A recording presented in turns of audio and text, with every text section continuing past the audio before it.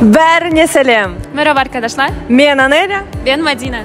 Біз Академия құтқырлық бағдарламасы бойынша Амангелді Құсайынұлы Құсайынов атындағы Евразиялық гуманитарлық институтынан Түркия мемлекетінің Болу қаласына оқуға келген екінші курс студенттеріміз. Біз шет тілі кафедрасында оқимыз. Сол себептен сабақ толықтай ағылшын тілінде өтеді. Біздің бұл жерге келгенімізге 2 ай болғанына қарамастан студенттік өміріміз өте қызықты өтуде. Және де біз сіздермен сол қызықты өміріміздің бөлшегімізбен видеода бөліскіміз келеді. Ендеше кеттік. Бұл біздің факультетіміз. Әр күн сайын сабағымызға үлкен ықыласпен барамыз. Күнде сабағымыз осы дәріс аудиторияларында өтеді. Ейтім факультетінің жанында ябаншы тілдер факультеті орналасқан, яғни аударма ісі мамандарына арналған ғимарат.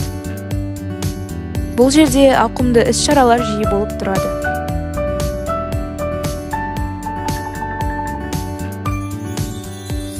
Бұл кантин.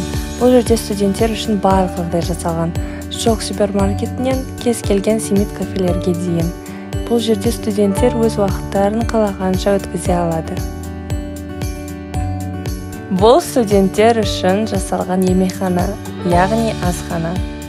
Бұл жердің тамақтары өте дәмді және іші өте үлкен. Бұл біздің тауға деген әдемі көрініс. Университет кітапханасы кампустың дәл ортасында орналасқан. Ол 5 қабаттан тұрады және үнемі студенттерге лық толы. Университет кітапханасы бай қорға ие, оқулық және ғылыми әдебиеттерден мерзімді басылымдар, аудиокітаптар, электрондық басылымдардан тұрады. Қорға түскен әдебиеттердің барлығы факультеттердің тапсырыстарына сай жинақталады. Бұл біз емтиханға дайындалуға келдік. Бұл кампуста орналасқан мешіт. Бұл студенттер үшін кішігірім сауда орталығы десек те болады.